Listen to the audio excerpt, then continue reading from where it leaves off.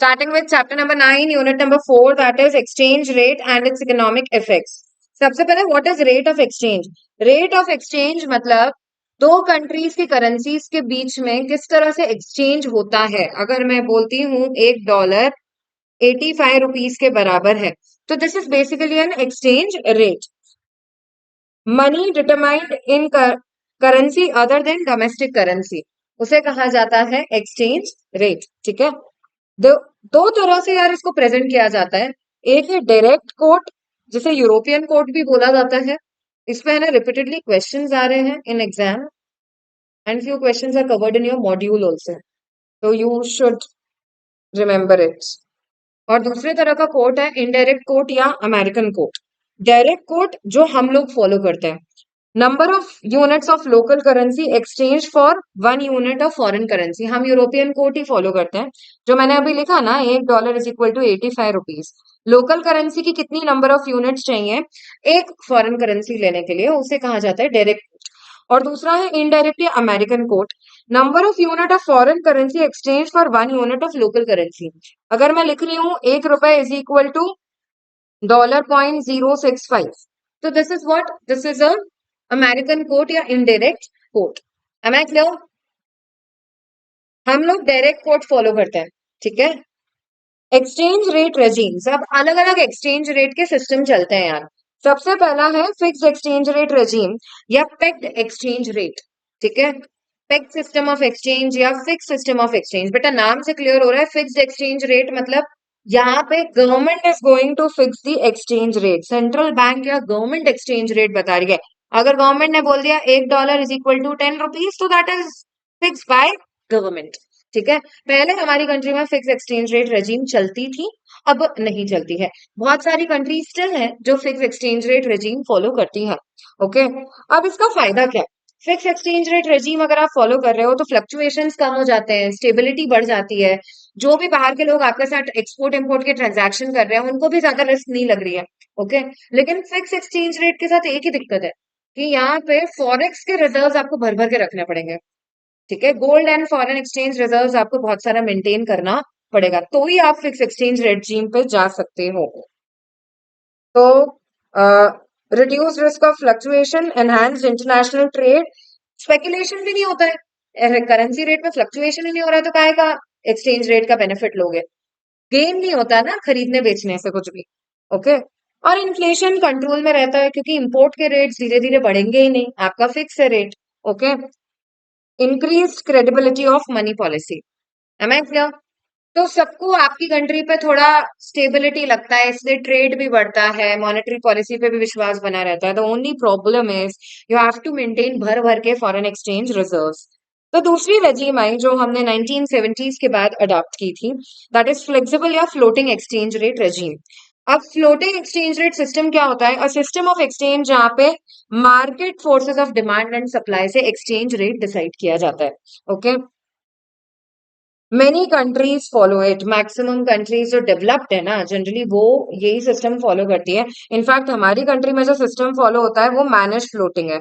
बहुत सारी कंट्रीज में तो क्लीन फ्लोटिंग चलता है, सेंट्रल बैंक बिल्कुल भी इंटरफेयर नहीं करेगी in between two decide the exchange rate. लेकिन हमारी कंट्री में क्या चलता है? Manage floating. अगर $1 ₹80 था, अब $1 बढ़ के ₹85 हो गया बेटा, मतलब हमारी करेंसी हो रही है डेप्रिशिएट। पहले $1 को खरीदने में ₹80 ही देने पड़ते थे, अब उसको खरीदने में देने पड़ते हैं ₹85। तो रुपी का डेप्रिसिएशन चल रहा है, और रुपी का अगर डेप्रिसिएशन चलता है तो एक लिमिट के बाद हो सकता है सेंट्रल बैंक को इंटरफेयर करना पड़ेगा, and it is going to sell US dollars in international market. जैसे ही वो सेल करेगा, जो एक्स्ट्रा डिमांड है, सप्लाई भी इक्विवेलेंट वे में बढ़ जाएगा और एक्सचेंज रेट स्टेबल होने लग जाएगा। तो जब ऐसे time to time RBI interfere करता है ना, आरबीआई भी तो फॉरेन एक्सचेंज रिजर्व्स रखता ही है। ओके, तो उसे कहा जाता है मैनेज फ्लोटिंग। हमारी कंट्री में मैनेज फ्लोटिंग फॉलो किया जाता है। बहुत सारे ऐसे डेवलप्ड नेशंस हैं जो क्लीन फ्लोटिंग फॉलो करते हैं, उनका सेंट्रल बैंक भी इंटरफेयर नहीं करता है इन बिटवीन। एडवांटेजेस है, एडवांटेजेस इस पर्टिकुलर सिस्टम की बात करें तो यहाँ पे सबसे पहला फायदा है सेंट्रल बैंक या government can pursue independent monetary policy. ठीक है, ये इसे पॉलिसी टूल की तरह ले सकते हैं और एक्सचेंज रेट को कम ज्यादा करने का आराम से काम कर सकते हैं बाय सेलिंग और बाइंग फॉरेक्स इन इंटरनेशनल मार्केट। एक्सचेंज रेट को फ्लक्चुएट करने का राइट इनको मिल जाता है। और अगर बेटा ये एक्सचेंज रेट फ्लक्चुएट कर पाते हैं तो ये कहीं ना कहीं आपकी कंट्री का इन्फ्लेशन डिफ्लेशन भी कंट्रोल कर पा रहे हैं। ठीक है, क्योंकि बेटा इंपोर्ट एक्सपोर्ट की प्राइसेस भी एक्सचेंज रेट से डिसाइड होती है। Am I clear? ठीक है। इसके अलावा no requirement to maintain foreign exchange reserves is the third benefit. Disadvantage की बात करें तो यहाँ पे स्टेबिलिटी कम हो जाएगी और फ्लक्चुएशंस बढ़ जाएंगे। जो फिक्स एक्सचेंज रेट का फायदा था वो इसका डिसएडवांटेज बन जाएगा। Okay, now coming on to next, that is nominal versus real exchange rate. बेटा नॉमिनल एक्सचेंज रेट मतलब आपकी कंट्री की एक करेंसी दूसरी कंट्री की कितनी करेंसीज में एक्सचेंज की जाती है। मतलब rate in terms of currency, आप कितनी करेंसी के टर्म्स में एक्सचेंज कर रहे हो। Rate at which a person can trade currency of one country with currency of another country, उसका नॉमिनल एक्सचेंज रेट बोलते हैं रुपए के टर्म्स में। डॉलर और रुपए के टर्म्स में क्या एक्सचेंज रेट एक्चुअल में चल रहा है मार्केट में।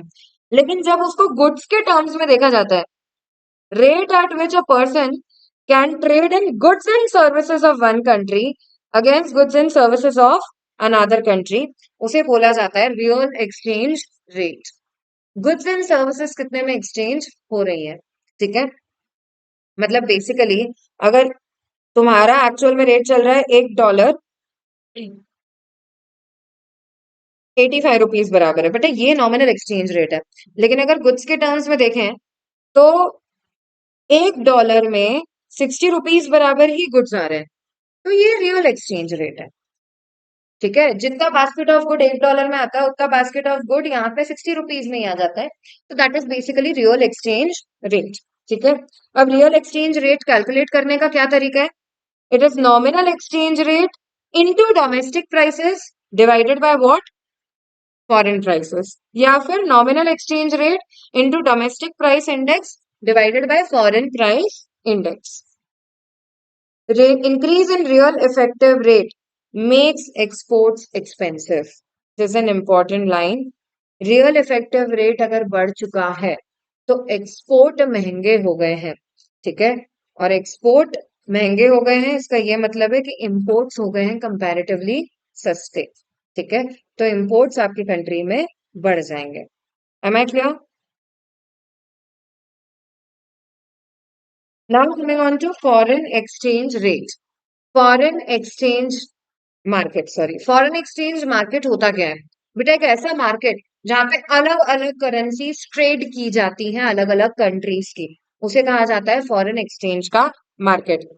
Market and institutions that handle exchange of foreign currencies, उसे कहा जाता है फॉरेन एक्सचेंज का मार्केट। इतने सारे मार्केट्स और इंस्टीट्यूशंस हैं जो फॉरेन करेंसीज का एक्सचेंज करवाते हैं, that is basically a part of foreign exchange market. ये बेटा कैश टर्म्स में देखा जाए, कैश ट्रांजैक्शन के टर्म्स में, तो it is one of the largest markets in the world. ठीक है, करेंसी फॉरेक्स मार्केट को अगर देखेंगे कैश के टर्म्स में, it is one of the largest markets. Okay, volume के टर्म्स में, कैश डीलिंग के टर्म्स में आज की तारीख में जो मार्केट चलता है वो कहलाता है over the counter market. Over the counter market मतलब जो इलेक्ट्रॉनिकली एक नेटवर्क है बहुत सारे बैंक्स का, इंस्टीट्यूशंस का, फर्म्स का, इंडिविजुअल्स का, एजेंट्स का, उसे कहा जाता है ओवर द काउंटर मार्केट। आज की तारीख में हम कोई फिजिकल मार्केट में डील नहीं करते कि तुम मेरे को ये करेंसी दो मैं तुमको वाई करेंसी दूंगी। Am I clear? We deal in electronic market only. तो electronically link network of dealers, brokers, bankers, buyers, sellers, उसको कहते हैं over the counter exchange, over the counter market. Okay, अब इसमें एक्टिव पार्टिसिपेंट्स की बात करें तो central bank, commercial bank, foreign exchange dealers, government, MNC, NBFC, ये सब एक्टिव पार्टिसिपेंट्स हैं। और जो पैसिव पार्टिसिपेंट्स हैं उनका एम क्या है मेनली। पैसिव प्लेयर्स का मेन एम है जॉइंट वेंचर बनाना, या फिर फॉरेन इंडस्ट्रियल इन्वेस्टमेंट्स करना, या फिर टूरिज्म में उनका हाथ होता है। ये सारे पैसिव पार्टिसिपेंट्स का एम होता है। Okay, types of exchange transaction. बेटा दो तरह के एक्सचेंज ट्रांजैक्शन हो सकते हैं। पहला है करंट ट्रांजैक्शन और दूसरा है फ्यूचर ट्रांजैक्शन। बेटा जो ट्रांजैक्शन स्पॉट बेसिस पर डील किए जाते हैं, मतलब अगर तुम डॉलर खरीद रहे हो स्पॉट मार्केट में तो पेमेंट करोगे रुपए टर्म्स में और डॉलर मिल जाएंगे। एट द मोस्ट 2 दिन में पूरा अकाउंट सेटल हो जाता है और तुम्हारे अकाउंट में रिफ्लेक्ट होने लग जाता है कि डॉलर आ गए। ठीक है, मैक्सिमम 2 डेज का सेटलमेंट पीरियड होता है। एक होता है फ्यूचर ट्रांजैक्शन। फ्यूचर ट्रांजैक्शन वो होते हैं जिसमें तुमने डील तो आज एंटर कर लिया, but it will be settled on some future date. ठीक है, मैंने तुमसे अगर आज डील कर लिया, अगर मैं कोई एक्सपोर्टर हूँ और मुझे $1000 रिसीव होने वाला है, और मुझे डर डर लग रहा है कि यार रुपी अप्रिशिएट हो सकता है, अभी डॉलर का रेट गिर सकता है। ठीक है, तो ultimately what I will do, I can hedge my risk. मैं फॉरवर्ड मार्केट में ट्रांजैक्शन एंटर कर सकती हूँ। मैं आपको 3 महीने बाद है ना डॉलर बेचूंगी, और वो रेट भी डिसाइड हो जाएगा। से फॉर एग्जाम्पल मैं वो डॉलर बेचूंगी 85 रुपीज में। ठीक है, तो ये कहलाता है फॉरवर्ड रेट। ये जो 85 रुपीज है, दैट्स अ फॉरवर्ड रेट। ठीक है, इसमें ट्रांजैक्शन आज हो गया है, it will be settled on some future date. समझे क्या? अब बेटा, अगर फॉरवर्ड एक्सचेंज रेट, ये वाला rate is greater than spot exchange rate, अभी रेट चल रहा है 82 और 85 का रेट मैंने करा है, तो फिर इट्स फॉरवर्ड प्रीमियम। और फॉरवर्ड एक्सचेंज रेट अगर कम है in comparison to spot exchange rate, तो उसे कहा जाएगा फॉरवर्ड डिस्काउंट। ठीक है, forward and futures are different in terms of settlement and delivery. बहुत सारी बार फ्यूचर एंड फॉरवर्ड मार्केट को इंटरचेंजेबली यूज कर लिया जाता है, लेकिन ये थोड़े अलग अलग मार्केट्स हैं in terms of delivery and in terms of settlement period. Am I clear? Technically थोड़ा अंतर होता है। वेरी इंपॉर्टेंट, मॉड्यूल में भी क्वेश्चन है। डॉलर व्हीकल करेंसी कहलाती है। डॉलर को व्हीकल करेंसी क्यों बोलते हैं इंटरनेशनल लेवल पे? क्योंकि अगर दो अलग अलग कंट्रीज आपस में भी डीलिंग कर रही है ना, तो बेटा हो सकता है वो उनकी करेंसी में डील करने के बजाय किस में डीलिंग कर रही है? डॉलर में। ठीक है, that's why it is known as a vehicle currency. क्योंकि दो कंट्रीज दोनों की करेंसी अलग है, उसके बावजूद हम किस में डीलिंग कर रहे हैं? तुम्हारी कंट्री अलग, मेरी कंट्री अलग, हम दोनों की कंट्री में यूएस डॉलर नहीं चल रहा है, लेकिन हम फिर भी डॉलर में डीलिंग कर रहे हैं इम्पोर्ट एक्सपोर्ट की। That is why dollar is a vehicle currency. Very important point. अच्छा बताओ, फॉरेन एक्सचेंज क्यों डिमांड किया जाता है? क्या क्या काम है तुमको फॉरेक्स का? सबसे पहला, you want to purchase goods and services. अरे राइट, दूसरी जगह से गुड्स एंड सर्विसेज खरीदना है तो फॉरेक्स चाहिए होता है। या फिर यूनिलेटरल ट्रांसफर, एक तरफा ट्रांसफर करना है, कोई तुम्हारा रिलेटिव बाहर रहता है तो तुमको फॉरेन एक्सचेंज की जरूरत है, फॉरेन करेंसी की जरूरत है। बाहर की कंट्री में तुमको इन्वेस्टमेंट्स करना है, स्टॉक खरीदना है, असेट खरीदना है, तो भी तुमको फॉरेक्स की जरूरत होती है, purchase of assets. Open foreign bank account, बाहर की कंट्री में अकाउंट खोलना है तो भी तुमको उनकी करेंसी लगेगी। Direct ownership of real capital, कोई एसेट अगेन खरीदना है, तो फिर ऐसी सिचुएशन में तुमको फॉरेक्स चाहिएगा। स्पेकुलेशन करना और हेजिंग करना, इन दोनों के लिए भी तुमको फॉरेक्स की जरूरत पड़ती है। स्पेकुलेशन मतलब तो रेट डिफरेंस का फायदा उठाना है, आप बेनिफिट उठाना ऑफ रेट डिफरेंस, जैसे तुम शेयर मार्केट में करते रहते हो स्पेकुलेशन पूरे टाइम, कि इस चीज का रेट बढ़ने वाला है तो इसको खरीद के रख लो। That's the way. And hedging means what? Hedging मतलब protection against the risk of loss. जो मैंने तो भी तुम्हें अभी एक्सपोर्ट का एग्जांपल दिया था कि $1000 का एक्सपोर्ट किया हुआ है मैंने, और मुझे डर है कि यार रेट गिर जाएगा डॉलर का और हमारी करेंसी अप्रिशिएट हो जाएगी, तो ऐसी सिचुएशन में हेज कर सकती हूँ against the risk of loss. मैं अभी फॉरवर्ड मार्केट में ट्रांजैक्शन एंटर कर चुकी हूँ कि $1000 में आपको 3 महीने बाद 85 में बेचूंगी, वो हेजिंग ट्रांजैक्शन था। ठीक है, मैं स्पेकुलेशन नहीं कर रही हूँ, मैं सिर्फ अपनी रिस्क को बचा रही हूँ। अब determination of foreign exchange rate, बेटा फॉरेन एक्सचेंज रेट भी उसी तरह से डिसाइड होता है जिस तरह से प्राइसेस डिसाइड होती हैं। Demand curve downward sloping, supply curve upward sloping. ये है इक्विलिब्रियम, जहां पे परपेंडिकुलर वाई एक्सिस पे टच करेगा वो है तुम्हारा equilibrium exchange of rate. Say for example $1 is equal to ₹80। बेटा ध्यान ये रखना है, यहाँ पे एक्सचेंज रेट आता है वाई एक्सिस पे, मतलब डॉलर का रेट आता है। ओके, और डिमांड एंड सप्लाई की भी जब बात करते हैं तो डॉलर की डिमांड और सप्लाई की बात हो रही है। Am I clear with this? This is the way it is determined. Demand curve as usual है डाउनवर्ड स्लोपिंग होगा, जितना रेट बढ़ते जाएगा डॉलर का उसकी डिमांड उतनी ही कम होती जाएगी। और सप्लाई कर्व अपवर्ड स्लोपिंग होगा, जितना ज्यादा रेट उतना ज्यादा सप्लाई करेगा supplier. Now impact of change in demand. अगर देखो यार डिमांड बढ़ जाती है तो कैन यू सी, ये तुम्हारा ओरिजिनल डिमांड कर्व है, ये सप्लाई कर्व है, ये तुम्हारा इक्विलिब्रियम है ओरिजिनल वाला। अगर डिमांड बढ़ती है डॉलर की तो demand curve is going to shift towards right. Demand curve अगर बाहर की तरफ शिफ्ट हो गया, ये तुम्हारा नया डिमांड कर्व है, ये नया पॉइंट ऑफ इक्विलिब्रियम है, इससे परपेंडिकुलर ड्रॉप करोगे तो बेटा डॉलर का रेट पहले के कंपैरिजन में एक्सचेंज रेट बढ़ गया है और उसकी क्वांटिटी, एक्सचेंज क्वांटिटी भी बढ़ गई है, राइट। बेटा एक्सचेंज रेट बढ़ा है मतलब डॉलर का रेट बढ़ा है, और डॉलर का रेट बढ़ा है तो हमारी करेंसी को क्या हुआ है? Our currency has depreciated, depreciation हुआ है हमारी करेंसी में तो। Okay. Decrease in demand, decrease in demand मतलब से फॉर एग्जांपल ये तुम्हारा ओरिजिनल डिमांड कर्व, ये सप्लाई कर्व, ये है पॉइंट ऑफ इक्विलिब्रियम, ये ओरिजिनल प्राइस, ये ओरिजिनल क्वांटिटी। अब जैसे ही डिक्रीज हुई डिमांड तो डिमांड कर्व पीछे की तरफ शिफ्ट हो गया है। जैसे ही वो पीछे की तरफ शिफ्ट हुआ तुम्हारा नया इक्विलिब्रियम यहाँ अचीव हो रहा है। एक्सचेंज रेट, डॉलर का रेट मतलब पहले से हो गया है कम, और क्वांटिटी भी कम हो गई है। डॉलर का रेट अगर कम हुआ है तो हमारी तो करेंसी हुई है appreciate. Impact of change in supply बेटा, if there is an increase in supply you can see, ये डिमांड कर्व है, ये सप्लाई कर्व है, ये तुम्हारा पॉइंट ऑफ इक्विलिब्रियम है। सप्लाई बढ़ गया है डॉलर का, डॉलर के टर्म्स में बोल रहे हैं, अगर सप्लाई बढ़ जाता है तो सप्लाई कर्व राइटवर्ड शिफ्ट हो गया है, तुम्हारा नया इक्विलिब्रियम इस पॉइंट पे आ रहा है। इससे अगर परपेंडिकुलर ड्रॉप करोगे तो यू कैन सी बेटा एक्सचेंज रेट पहले के कंपैरिजन में हो गया है कम, मतलब डॉलर का रेट कम हो गया है और क्वांटिटी बढ़ गई। बेटा डॉलर का रेट कम हुआ है तो हमारी करेंसी रुपी तो एप्रिशिएट हो रहा है, ठीक है। और अगर डिक्रीज इन सप्लाई की बात करें तो तुम्हारा सप्लाई कर्व ओरिजिनल वाला, डिमांड कर्व ओरिजिनल वाला, this is the equilibrium, perpendicular drop करोगे ये तुम्हारा ओरिजिनल एक्सचेंज रेट, ये तुम्हारी original quantity. Decrease in supply तो सप्लाई कर्व पीछे की तरफ शिफ्ट हो गया, ये तुम्हारा नया इक्विलिब्रियम है इवन। इससे जब परपेंडिकुलर ड्रॉप करोगे तो यू कैन सी प्राइस पहले के कंपैरिजन मतलब एक्सचेंज रेट डॉलर का बढ़ गया है, डॉलर का रेट बढ़ा है और क्वांटिटी हो गई है कम। डॉलर का रेट बढ़ा है मतलब हमारी करेंसी डेप्रिशिएट हुई है, there is depreciation in our currency. अब आ जाते हैं अगली चीज पे, currency appreciation and depreciation. Currency appreciation मतलब हमको कम रुपए देने पड़ेंगे अगेंस्ट यूएस डॉलर। अगर मैं तुम्हें बोलूं $1 80 बराबर था, अब $1 75 बराबर हो गया, बेटा ये एप्रिशिएट हुई है हमारी करेंसी। पहले $1 खरीदने के लिए 80 रुपए ही देने थे, अब $1 खरीदने के लिए कितने देने हैं? 75। तो that is appreciation of our currency, समझे क्या? और बेटा एप्रिसिएशन को बोला कैसे जाता है? होम करेंसी एप्रिसिएशन को कैसे बोला जाता है?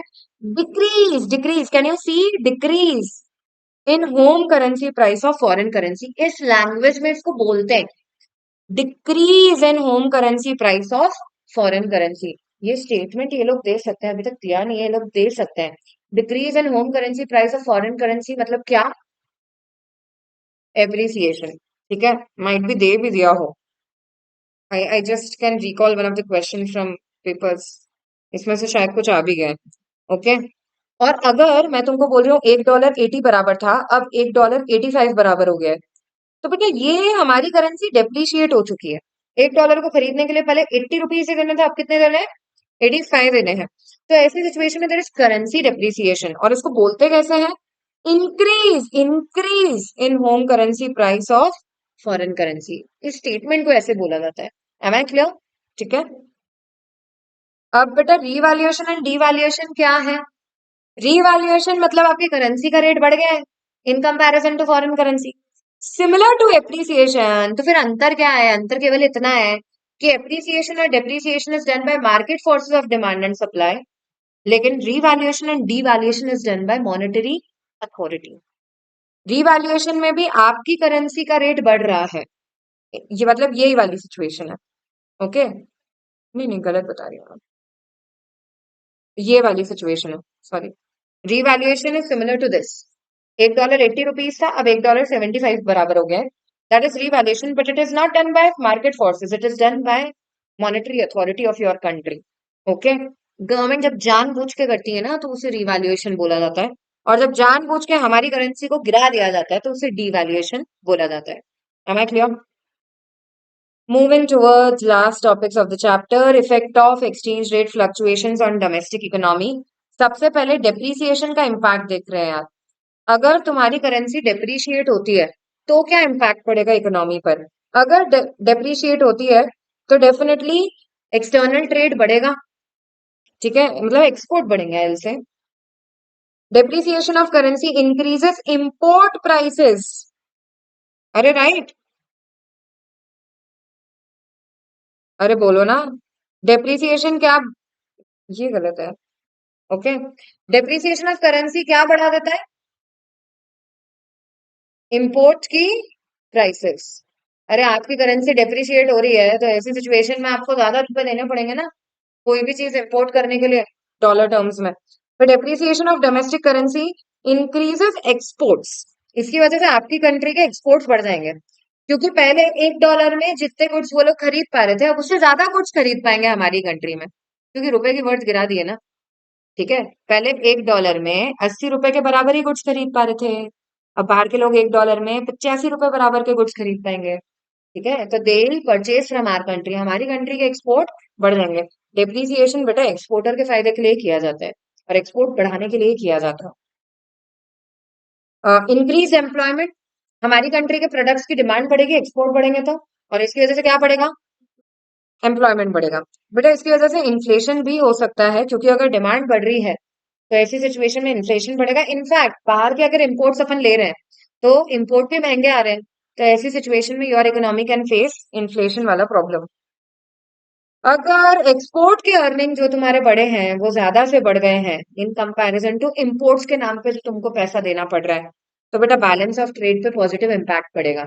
एक्सपोर्ट ज्यादा है इन कंपैरिजन टू इम्पोर्ट्स। ठीक है, तो बैलेंस ऑफ ट्रेड मतलब एक्सपोर्ट माइनस इम्पोर्ट में पॉजिटिव इम्पैक्ट पड़ेगा। अरे राइट और नॉट? फॉरेन करेंसी का इनफ्लो बढ़ेगा ना, इसलिए। Okay, then next, if you have any kind of problem in any of the points, stop me in between. Okay, currency depreciation will negatively impact companies जिन्होंने borrowing लेके रखी है। ECP मतलब external commercial borrowing. जिन companies ने definitely borrowing लेके रखी है उनकी बैंड बच जाएगी, क्योंकि अब उनको ज्यादा पैसे चुकाने पड़ेंगे। समझ रहे हो? उनको ज्यादा रुपए लगेंगे $1 चुकाने के लिए भी। ओके, तो अगर एक्सटर्नल करेंसी में बोरोइंग लेके रखी है उन कंपनीज को नुकसान हो जाएगा। Then next is increase interest burden, interest भी ज्यादा ज्यादा चुकाना पड़ेगा इन टर्म्स ऑफ रुपीस, रुपए ज्यादा देने पड़ेंगे डॉलर खरीदने के लिए, that's why financial forecasting becomes difficult यार। अगर आपकी करेंसी का डेप्रिसिएशन हो रहा है, ऐसी सिचुएशन में जो भी इन्वेस्टर है वो इतना इजीली फोरकास्ट नहीं कर पाता है कि आपकी इकोनॉमी में कब क्या कर हो जाता है, डेप्रिसिएशन भी हो जाता है, कभी अप्रिसिएशन भी हो जाता है। ओके, तो ये फ्लक्चुएशन का प्रॉब्लम है। Increase risk due to fluctuation, risk बढ़ गई है, फ्लक्चुएशन बढ़ रहे हैं तो। Depreciation results into reduction in foreign portfolio investment. Definitely यार, बाहर के लोग हमारी कंट्री में ये जो शेयर्स वगैरह में इन्वेस्ट करते हैं ना बाहर की कंट्री के लोग, वो कम हो जाएंगे, क्योंकि जब वो इन्वेस्ट कर रहे हैं तब तो ठीक है, लेकिन अगर आपकी करेंसी डिप्रिशिएट होते जा रही है तो तुम समझो रिटर्न के नाम पे जब वो डॉलर में कन्वर्ट करवाएंगे तो उनको कम अमाउंट ही मिलने वाला है, इतना ज्यादा रिटर्न नहीं मिलेगा। Are you getting this thing? ठीक है, अब आ जाते हैं impact of appreciation of currency. अगर एप्रिशिएट होती है बेटा तो एप्रिसिएशन में तो नुकसान ज्यादा है। एक्सपोर्ट वॉल्यूम फॉल्स, एक्सपोर्ट कम हो जाएंगे आपकी कंट्री के, डू यू अग्री?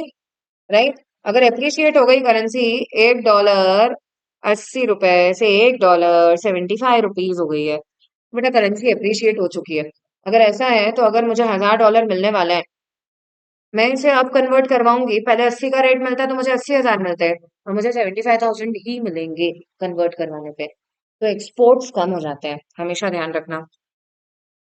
इसकी वजह से डिमांड भी कम हो जाएगी, राइट, क्योंकि इंपोर्ट्स बढ़ रहे हैं और डिमांड कम हो जाएगी तो ऑटोमेटिकली एम्प्लॉयमेंट बढ़ेगा, सॉरी, एम्प्लॉयमेंट कम हो जाएगा, अनएम्प्लॉयमेंट बढ़ेगा। फाइन, देन इन्फ्लेशन कम हो जाएगा आपकी इकोनॉमी में, क्योंकि इंपोर्ट भी सस्ता होने लग गया है और आपकी कंट्री के चीजों की डिमांड कम हो रही है, तो इन्फ्लेशन कम हो जाएगा, प्राइसेस गिरना शुरू हो जाएंगी। Affects the competitiveness of domestic industry. यार बाहर इतने बढ़िया से जो एक्सपोर्ट कर पा रहे थे हमारे प्रोड्यूसर्स, डोमेस्टिक प्रोड्यूसर्स, वो अब अफेक्ट होने वाला है, क्योंकि एक्सपोर्ट अब महंगा पड़ने वाला है। क्लियर? बाहर के लोग हमारी कंट्री से कम खरीदेंगे तो कॉम्पिटिटिवनेस अफेक्ट हो गई है। इंक्रीज इम्पोर्ट्स इंक्रीजेस डेफिसिट, अगर बाहर के इंपोर्ट हमको सस्ते पड़ने लग गए तो हम इंपोर्ट ज्यादा करने लग जाएंगे, और इस वजह से डेफिसिट बढ़ जाएगा, मतलब इंपोर्ट ज्यादा होंगे इन कंपैरिजन टू एक्सपोर्ट। ठीक है, उधर सरप्लस था बेटा, यहाँ डेफिसिट हो गया है। अब ये एक अलग पॉइंट है। Loss of competitiveness is insignificant अगर appreciation is due to strong fundamentals. बेटा रुपए का एप्रिसिएशन हो रहा है, इसका ये मतलब है रुपए की डिमांड बढ़ रही है इंटरनेशनल मार्केट में। और रुपए की डिमांड तब बढ़ती है, अगर तब बढ़ रही है जब तुम्हारी इकोनॉमी को लेके बड़े पॉजिटिव रिव्यूज हैं, और इसलिए लोग रुपया खरीद रहे हैं और इसलिए रुपया एप्रिशिएट हो रहा है। तो बेटा ऐसी सिचुएशन में जो भी नुकसान है वो बहुत टेम्परेरी नेचर का होगा, क्योंकि इवेंचुअली लोग तुम्हारी करेंसी अगर खरीदना चाहते हैं तो लॉन्ग रन में उसका अच्छा इम्पैक्ट ही देखने को मिलेगा। Am I clear? ठीक है। इसके साथ ये यूनिट होती है खत्म। ठीक है।